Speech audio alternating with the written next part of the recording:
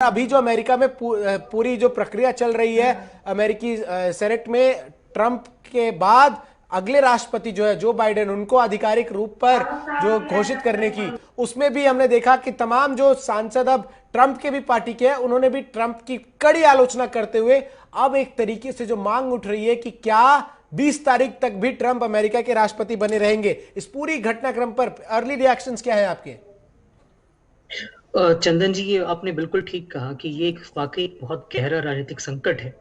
और Mike Pence हैं, अभी उनकी कुछ कैबिनेट मिनिस्टर्स के साथ मीटिंग भी हुई और ऐसी भी कुछ चर्चा चल रही है कि शायद आर्टिकल 25 जो अमेंडमेंट है वो इन्वोक करेंगे और ताकि ट्रंप को उनको राष्ट्रपति पद से हटाया जाए और उसके बाद जो पीसफुल ट्रांजिशन ऑफ पावर है वो एंश्योर किया जाए। अभी बहुत डेफिनेट होके तो नहीं कहा जा सकता, लेकिन अमेरिका जैसे लोकतंत्र के लिए अगर ऐसी परिस्थिति होती है, चंदन जी एक बात ये कहना चाहता हूँ, किसी भी राजनीतिक व्यवस्था में जो ट्रांसफर ऑफ पावर है वो बहुत डेलिकेट मुद्दा होता है।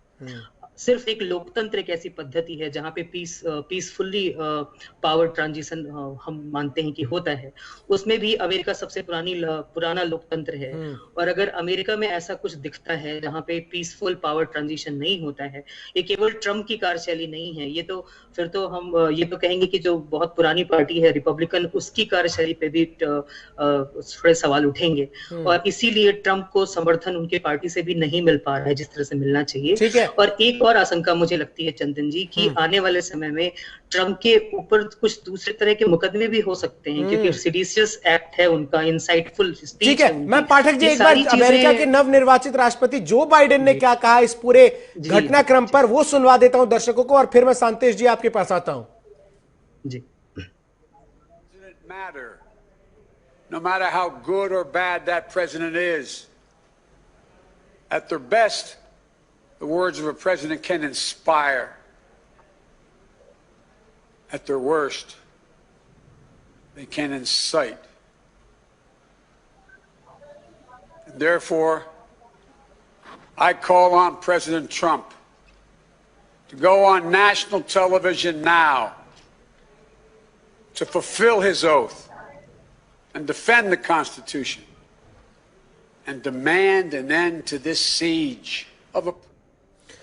सांतेश जी, राष्ट्रपति नवनिर्वाचित जो बाइडेन ने ट्रंप से अपील की कि वो राष्ट्रीय टेलीविजन पर आए और इस पूरे हमले की जिम्मेदारी लेते हुए अपील करे शांति बनाने की।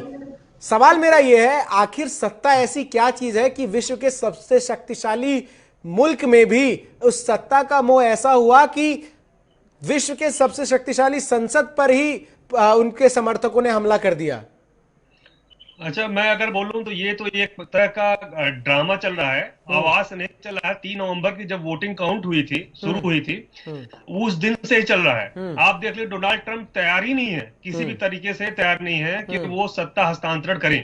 वो अपने आप को प्रेसिडेंट मान के चल रहे हैं। मुझे लगता है कि डोनाल्ड ट्रंप को समझना पड़ेगा, वहां पर लोकतंत्र है और वहां पे एक स्वतंत्र न्यायपालिका भी है। अगर किसी तरह से कोई गलत काम करेंगे तो न्यायपालिका उसको चेक करेगी। इसे चेक एंड बैलेंस की वहां जो पॉलिसी है, जो सिस्टम है, उसको खुद अपने आप उनको पीछे धक्का देके निकाल देगी। आप अभी आज सिस्टम का जिस तरह से मिसयूज करके प्रूव करने में लगे हैं कि आप ही हैं वहां के प्रेसिडेंट और आगे भी आप ही रहेंगे, मुझे लगता है एक तानाशाही की प्रवृत्ति दिखती है। उस प्रवृत्ति को पीछे करना पड़ेगा, जो बेसिकली बाइडेन बोल रहे थे। कह रहे आप इंस्पायर मत करिए, लेकिन जरूरी नहीं आप जिस तरह विरोध की भावना माहौल बना रहे हैं वो नहीं होना चाहिए। आपने पहले भी थोड़े वीडियो दिखाया ट्रंप का, ट्रंप क्या कहते हुए दिखे कि आप मार्च करिए। आप ऐसे समय पे जब आप साफ तौर पर वीडियो में साफ तौर पर वो ये कहते हुए नजर आए कि जो चुनाव के परिणाम आए उनमें धांधली हुई और अब मेरे तमाम समर्थकों से मैं अपील करता हूं कि वो कैपिटल हिल्स की तरफ मार्च करें। यानी सिमरन जी, ये तो खुले तौर पर एक समर्थकों की भीड़ को ट्रंप ने ऐलान करके कहा कि आप जाइए और कब्जा कीजिए।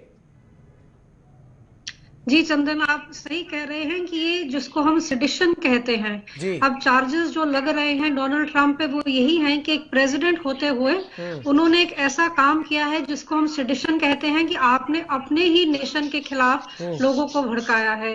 कुछ बातचीत ये भी चल रही है कि इनको इम्पीच कर दिया जाए, कि जो इनके थोड़े दिन बचे हैं एज प्रेसिडेंट, इनको उससे पहले ही निकाल दिया जाए, पर शायद वो ना हो पाए। लेकिन जो चीज बहुत मैम एक सवाल और बड़ा अहम हो जाता है, मैम इस बीच एक सवाल अहम हो जाता है, माइक पेंस तक जो कि ट्रंप के 4 साल के कार्यकाल में उनके साथी रहे, उन्होंने भी ट्रंप से अपना पल्ला झाड़ते हुए साफ तौर पर इस घटना की निंदा की है। तो क्या ऐसे में महाभियोग यानी जिस इंपीचमेंट की आप बात कर रही हैं वो 20 तारीख यानी बाइडेन के राष्ट्रपति बनने से पहले क्या नजर आ सकता है ये तस्वीर के तौर पर कि राष्ट्रपति ट्रंप अमेरिका इतिहास में अपना नाम दर्ज कराएंगे एक इम्पीच प्रेसिडेंट के तौर पर? हो भी सकते हैं इम्पीच। और जहां तक आपने वाइस प्रेसिडेंट माइक पेंस की बात की तो उन्होंने पॉलिटिकली एक स्मार्ट मूव भी किया है कि जहां प्रेसिडेंट ट्रंप इतने बदनाम हो गए हैं अब देश ही में नहीं दुनिया में, तो उनसे वो साइड हट लिए हैं। तो ये अच्छी बात है माइक पेंस के लिए पॉलिटिकली भी, क्योंकि जो लोग इनके साथ जुड़े रहेंगे इनको आगे जो सवाल हैं वो इनके भी उठेंगे कि आप तो ट्रंप की टीम थे, आपने उनके साथ काम किया, तो ये सब जो वायलेंस है, ये घटनाएं हैं, ये कैसे